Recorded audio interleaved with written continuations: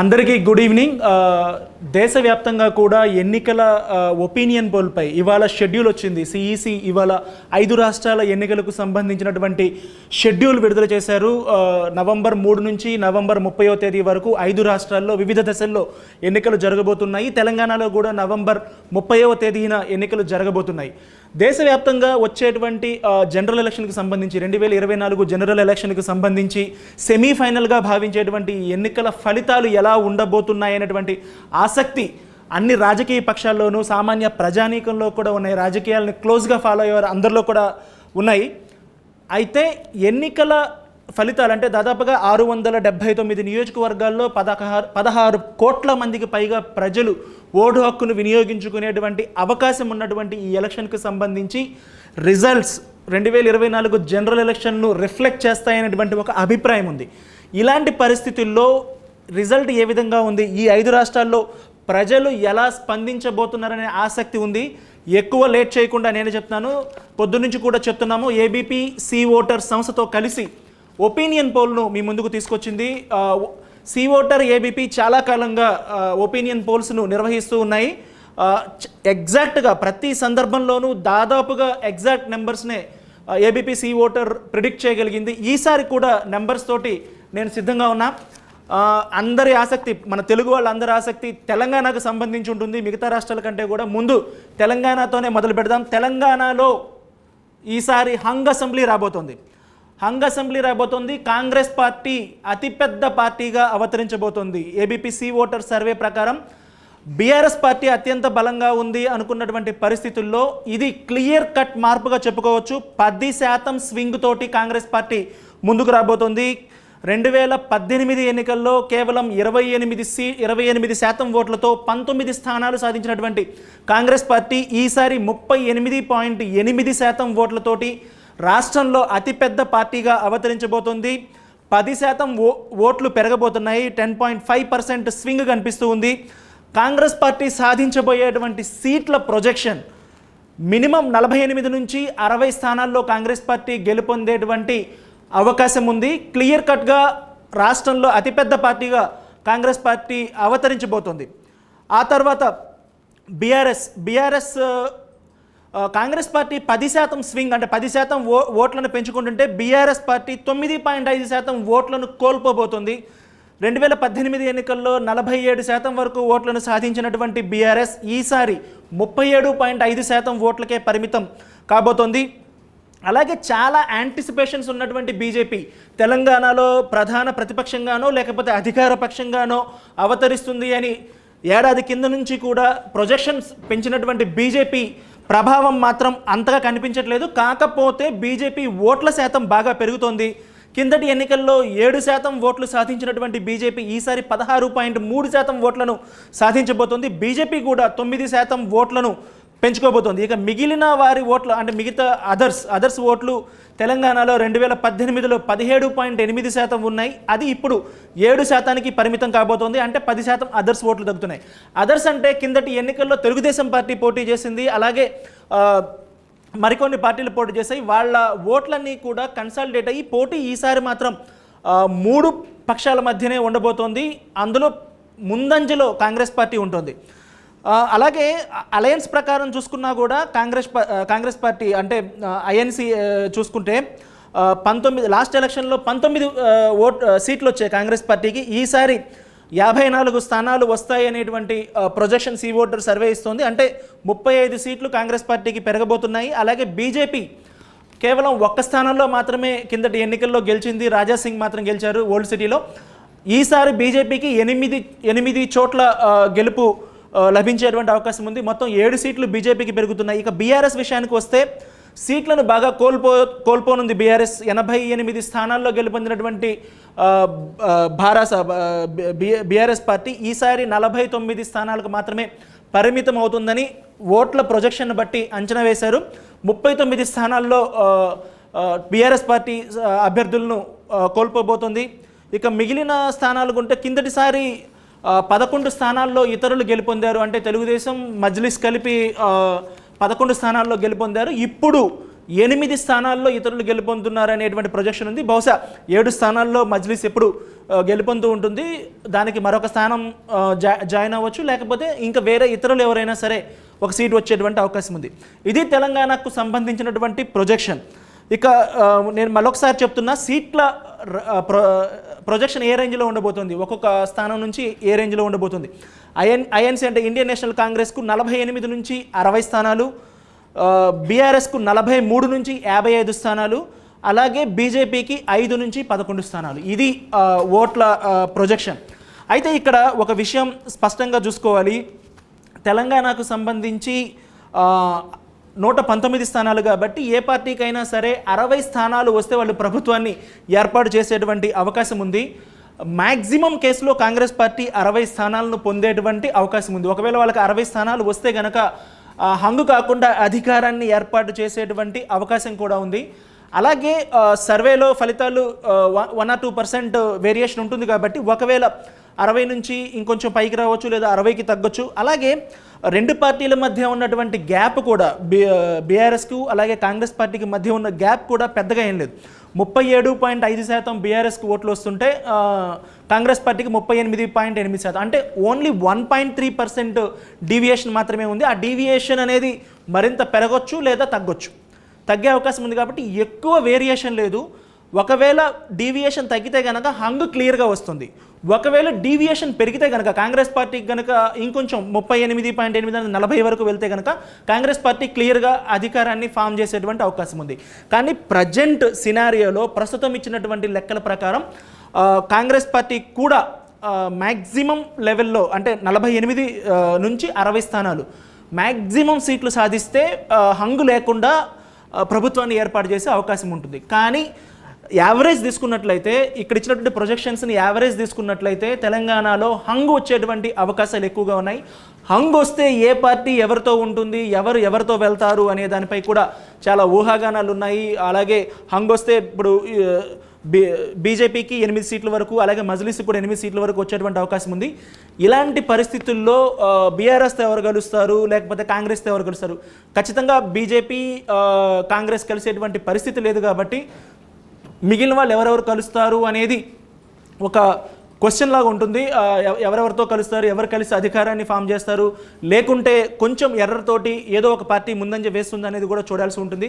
ఒకవేళ కాంగ్రెస్ మాత్రమే కాకుండా ఎర్రర్ కొంచెం మనం కన్సిడర్ చేసినట్లయితే బీఆర్ఎస్ కూడా ముందంజలోకి వెళ్ళే అవకాశం ఉంటుంది. అలాగే ఎన్నికలకు సంబంధించి ఇంకా దాదాపుగా 50 రోజులు టైం ఉంది. ఈ 50 రోజుల్లో పార్టీ ఎలక్షనీరింగ్ ఎలా చేస్తుంది, ఎలా వర్కౌట్ చేస్తుంది, ఈ మధ్యకాలంలో ఏం చేస్తుందని దాన్ని బట్టి కూడా ఎలక్షన్ రిజల్ట్ ఆధారపడి ఉంటుంది. కాబట్టి మొత్తానికి తెలంగాణ వ్యాప్తంగా కూడా చాలా టైట్ ఫైట్ ఉందని చెప్పుకోవచ్చు.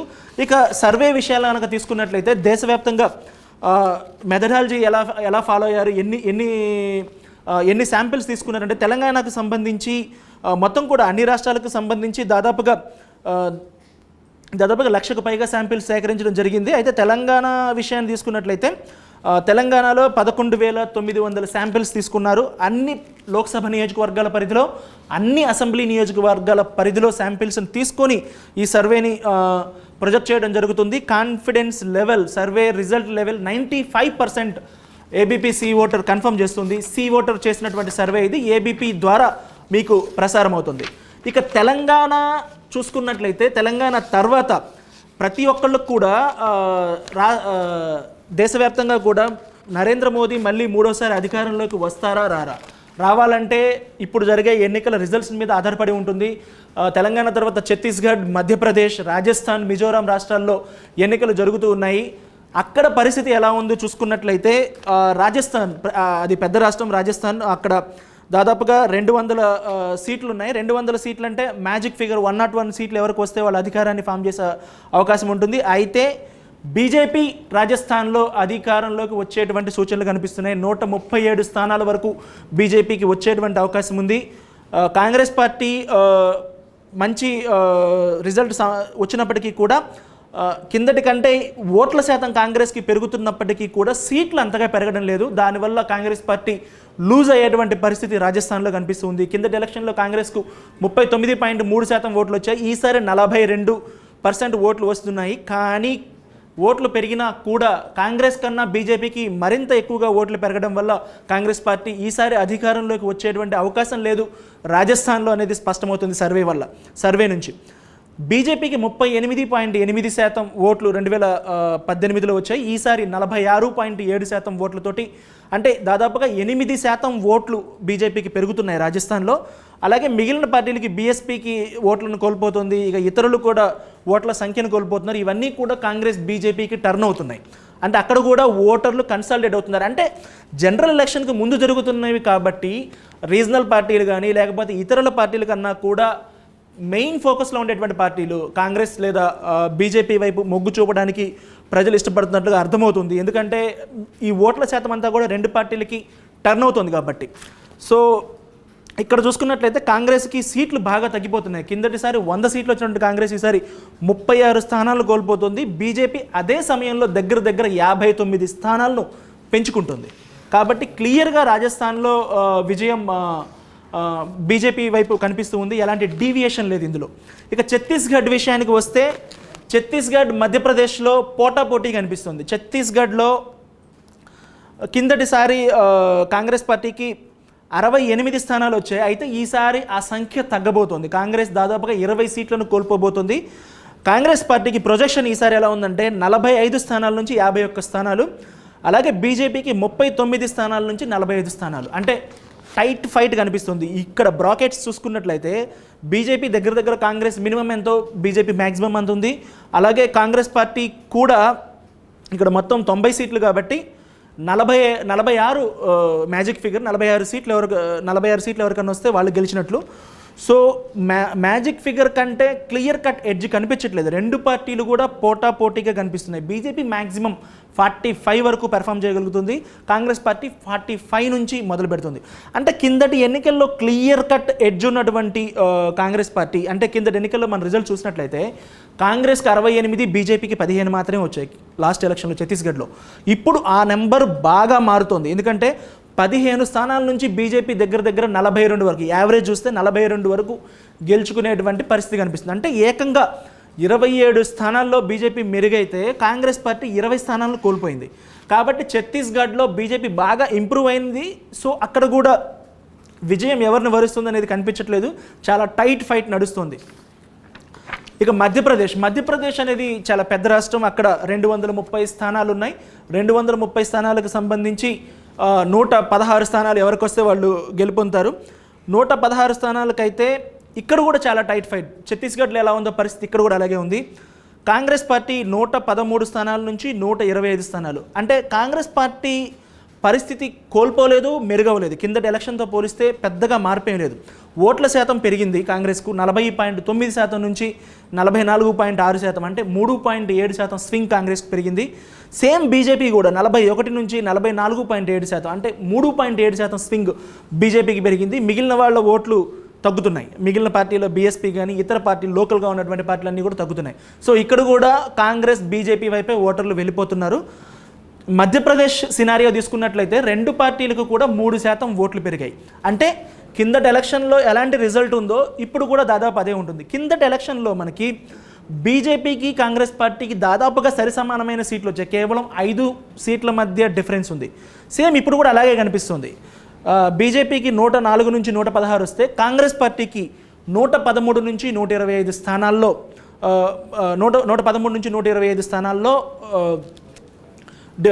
ప్రొజెక్షన్ కనిపిస్తుంది. అంటే మ్యాజిక్ ఫిగర్ అంటే 116 మ్యాజిక్ ఫిగర్ కాబట్టి 116కి అటు ఇటు స్థానాల్లో వస్తున్నాయి. సో ఛత్తీస్గఢ్ మధ్యప్రదేశ్లో అధికారం ఎవరిని వరుస్తుంది అనేది ఇప్పుడే చెప్పేటువంటి పరిస్థితి లేదు. అక్కడ చాలా టైట్ ఫైట్ నడుస్తుంది కాబట్టి. ఇక రాజస్థాన్లో మాత్రం క్లియర్గా బీజేపీ స్వింగ్ అనిపిస్తుంది, బీజేపీ విన్ అవుతుంది. ఇక మిజోరాం అనేది చిన్న రాష్ట్రం, 40 స్థానాలు మాత్రమే ఉన్నాయి. అక్కడ 21 సీట్ల వరకు వస్తే వాళ్ళు గెలుపొందేటువంటి అవకాశం ఉంది. అయితే మిజోరాంలో కూడా ఎవరికి పూర్తి మెజారిటీ రావడం లేదు. కానీ ఎన్డీఏలో ఉన్నటువంటి ఎంఎన్ఎఫ్ పార్టీకి కొంచెం క్లియర్ ఎడ్జ్ ఉందండి. అది అతిపెద్ద పార్టీగా కనిపిస్తుంది ఎంఎన్ఎఫ్. అక్కడ ఎంఎన్ఎఫ్కి 13 నుంచి 17 స్థానాలు, కాంగ్రెస్ పార్టీకి 10 నుంచి 14 స్థానాల వరకు వచ్చేటువంటి అవకాశం ఉంది. కాంగ్రెస్ ఇక్కడ బలపడినట్లుగా అనుకోవచ్చు. ఎందుకంటే కిందటి ఎలక్షన్లతో పోలిస్తే ఎంఎన్ఎఫ్ 11 సీట్లను కోల్పోతుంది. కాంగ్రెస్ అదే టైంలో 7 సీట్లను పెంచుకుంది. అంటే కిందటి ఎలక్షన్లో కేవలం 5 సీట్లకు పరిమితమైనటువంటి కాంగ్రెస్ ఇక్కడ 12 స్థానాలు గెలిచేటువంటి అవకాశం ఉంది. అంటే మిజోరాంలో కాంగ్రెస్ పార్టీ మెరుగైంది, తెలంగాణలో కాంగ్రెస్ పార్టీ బాగా మెరుగైంది, రాజస్థాన్లో కోల్పోతుంది, మధ్యప్రదేశ్ ఛత్తీస్గఢ్లో పెద్ద మార్పేమీ లేదు. సో మొత్తం మీద 5 రాష్ట్రాల ఎలక్షన్లను కనుక విశ్లేషించుకున్నట్లయితే 2024 ఎలక్షన్కి సంబంధించి ఒక క్లారిటీ వస్తుంది, ఒక క్లియర్ పిక్చర్ వస్తుంది అనుకున్నాం. కానీ ఇది మరింత కన్ఫ్యూజన్ క్రియేట్ చేస్తుంది. ఎందుకంటే పెద్ద రాష్ట్రాలు అయినటువంటి రాజస్థాన్ని బీజేపీ గెలుచుకుంటుంది, మధ్యప్రదేశ్లో ఎవరు గెలుస్తారో చెప్పేటువంటి పరిస్థితి లేదు. కేవలం నెంబర్స్ తక్కువగా ఉన్నటువంటి తెలంగాణ కానీ, మిజోరాం కానీ, ఛత్తీస్గఢ్ కానీ, ఈ 3 నెంబర్స్ తక్కువ. సో ఇక్కడ కూడా అన్ని చోట్ల టైట్ ఫైట్ ఉంది. మిజోరాంలో, ఛత్తీస్గఢ్లో, తెలంగాణలో ఈ 3 చోట్ల టైట్ ఫైట్ ఉంది. బీజేపీకి సమానంగా కాంగ్రెస్ ఉంది. దీన్ని బట్టి చూస్తే బీజేపీకి ఎడ్జ్ ఎక్కువగా కనిపిస్తుంది, కాంగ్రెస్ పార్టీ చాలా మెరుగైనట్లుగా కనిపిస్తుంది. కిందటి ఎలక్షన్తో పోలిస్తే చాలా మెరుగైనట్లుగా అనుకోవచ్చు. ఎందుకంటే మిజోరాంలో బాగా పెరిగాయి, తెలంగాణలో కూడా చూసుకున్నట్లయితే తెలంగాణలో ఏకంగా సీట్లు 35 పెరుగుతున్నాయి తెలంగాణలో అసెంబ్లీలో. సో అది ఖచ్చితంగా పార్లమెంట్ ఎలక్షన్లో కూడా రిఫ్లెక్ట్ అవుతుంది. కాబట్టి 35 సీట్లు తెలంగాణలో పెరుగుతున్నాయి. ఛత్తీస్గఢ్ అదే నెంబర్ని కాపాడుకుంటుంది కాంగ్రెస్ పార్టీ. ఇది ఇప్పటి వరకు ఉన్నటువంటి ప్రొజెక్షన్. ఇక తెలంగాణకి సంబంధించి ఇంకొక ఇంట్రెస్టింగ్ రివీలింగ్ ఏంటంటే తెలంగాణలో తెలంగాణ 5 రాష్ట్రాలకు సంబంధించి ఎవరు ముఖ్యమంత్రి అనుకుంటున్నారు అనుకుంటే తెలంగాణ ప్రజలు స్పందించిన విధానం ఏంటంటే కల్వకుంట్ల చంద్రశేఖరరావు కేసీఆర్ ఆయన 36% మంది ప్రజలు తెలంగాణ సీఎం కావాలని కోరుకుంటున్నారు. రేవంత్ రెడ్డి కాంగ్రెస్ 34% మంది సీఎం కావాలని కోరుకుంటున్నారు. అంటే చాలా దగ్గర నెంబర్ ఉంది. ఇద్దరికి కూడా పెద్ద డిఫరెన్స్ లేదు. బండి సంజయ్కి 15% మంది ఓట్లు వేశారు, అసదుద్దీన్ ఓవైసీకి 2% మంది ఓట్లు వేశారు. సో అసదుద్దీన్ ఎంఐఎం ప్రజెన్స్ కొన్ని ప్రాంతాలకు పరిమితం కాబట్టి ఆ నెంబర్ కన్సిడర్ చేయాల్సిన అవసరం లేదు. సో రేవంత్ రెడ్డి అండ్ కేసీఆర్ మధ్య హూ విల్ బికమ్ సీఎం అనే దాని మీద చాలా టైట్ ఫైట్ కనిపిస్తుంది. నెంబర్ అంటే పార్టీల పరంగా ఎలక్షన్ జరుగుతుంది, బట్ ఒక ప్రొజెక్షన్ కోసం మనం తీసుకున్నాం, దాంట్లో మాత్రం ఈ డిఫరెన్స్ ఉంది. అలాగే రాజస్థాన్లో బీజేపీ గెలుస్తున్నప్పటికీ కూడా సీఎంగా మాత్రం అక్కడ ప్రజలు అశోక్ గెహ్లోట్నే ప్రిఫర్ చేస్తున్నారు. 34% మంది ప్రజలు అశోక్ గెహ్లోట్కే ఓట్లేశారు. అలాగే వసుంధరా రాజేకి 22% మంది, సచిన్ పైలట్కు 18% మంది మద్దతు ఇస్తున్నారు. గజేంద్ర సింగ్ షెకావత్కు 10% మంది మద్దతు ఇస్తున్నారు. అలాగే పృథ్వీరాజ్ చౌహాన్కి అలాగే కమల్నాథ్కి మధ్య కూడా టైట్ ఫైట్. పృథ్వీరాజ్ చౌహాన్ 43% మంది మద్దతు ఇస్తుంటే కమల్నాథ్కు 42% మంది మద్దతు ఇచ్చారు. ఇక జ్యోతిరాదిత్య సింధియా ఆయన కూడా బీజేపీ, ఆయనకు 10% మంది మద్దతు ఇస్తున్నారు. ఇక ఛత్తీస్గఢ్లో భూపేష్ బాఘెల్కు 45%, రమణ్ సింగ్ బీజేపీ ఆయనకి 26% మంది మద్దతు ఇస్తున్నారు. ఇవి 5 రాష్ట్రాల ఎన్నికలకు సంబంధించినటువంటి డీటెయిల్స్. ఏబీపీ సి ఓటర్ అనేది ఎప్పుడూ కూడా ఎలక్షన్ ఏదైనా సరే ఎగ్జాక్ట్ రిజల్ట్స్ని ప్రతిబింబించేలాగా కూడా ఇస్తుంది. ఒపీనియన్ పోల్స్ అయినా లేకపోతే ఎగ్జిట్ పోల్స్ అయినా ఇంకా వేరే ఇతర అంశాలకు సంబంధించినటువంటి ఒపీనియన్ అయినా సరే చాలా సంవత్సరాలుగా ఇదే రిజల్ట్ని ఇస్తుంది. చాలా క్రెడిబిలిటీ ఉన్నటువంటి ఒపీనియన్ పోల్స్ ఇవి. తెలంగాణలో చాలామంది తెలుగు రాష్ట్రాలకు సంబంధించి చాలా ఆసక్తి ఎక్కువగా ఉంది కాబట్టి తెలంగాణ అది మరొకసారి చెప్పుకున్నట్లయితే తెలంగాణకు సంబంధించి హంగ్ అసెంబ్లీ రావడానికి ఎక్కువ అవకాశం ఉంది. ఒకవేళ కాంగ్రెస్ పార్టీ మరి కాస్త ముందంజ వేయగలిగితే క్లియర్గా గవర్నమెంట్ ఫామ్ చేసేటువంటి అవకాశం ఉంది. అదే బీఆర్ఎస్ పార్టీ తన లోపాలను సరిదిద్దుకొని, అంటే ఇప్పుడు క్యాండిడేట్ల మీద చాలా వ్యతిరేకత ఉందనుకుంటున్నారు, ఒకవేళ క్యాండిడేట్లను మార్చేస్తే కనుక తన లోపాలను సరిదిద్దుకుంటే ఆ గ్యాప్ అనేది పెరిగి కాంగ్రెస్ను దాటి ముందుకెళ్ళగలగడమా, లేకపోతే డీవియేషన్ మరింత పెంచి హంగు మరింత ఖచ్చితంగా హంగు ఏర్పడే పరిస్థితి రావడమా జరుగుతుంది. ఇక బీజేపీ చాలా పెర్ఫామ్ చేస్తుంది అనుకున్నప్పటికీ కూడా ఆ ప్రభావం అయితే కనిపించలేదు. మ్యాక్సిమం బాగా ఎక్కువ వచ్చాయనుకుంటే 8 సీట్లలో వాళ్ళు గెలిచేటువంటి అవకాశం ఉంది. కాకపోతే ఓట్ల శాతం బాగా పెరిగింది బీజేపీకి. తెలంగాణలో 16% ఓట్లు రాబోతున్నాయి బీజేపీకి. ఇక మిగిలిన పార్టీలు ముందే చెప్పుకున్నాం, మిగిలిన పార్టీలు కిందటి ఎలక్షన్లో తెలుగుదేశం కానీ వీళ్ళందరూ కొన్ని చోట్ల గెలిచారు. అది ఇప్పుడు పరిస్థితి లేకుండా మొత్తం ఈ 3 పార్టీలకే ఓట్లు సర్దుబాటు అయ్యేటువంటి అవకాశం ఉంది. సో 50 రోజులు టైం ఉంది కాబట్టి పార్టీలన్నీ కూడా శక్తి వంచన లేకుండా తమ సీట్లను పెంచుకోవడం కానీ లోపాలను సరిదిద్దుకోవడం పైన దృష్టి పెడతాయి. ఏది ఏమైనా కానీ మ్యాక్సిమం ఇలాంటి రిజల్టే రిఫ్లెక్ట్ అయ్యేటువంటి అవకాశం ఉంది. దాదాపుగా మనం తెలంగాణలో హంగ్ అసెంబ్లీని చూసేటువంటి అవకాశం ఉంది.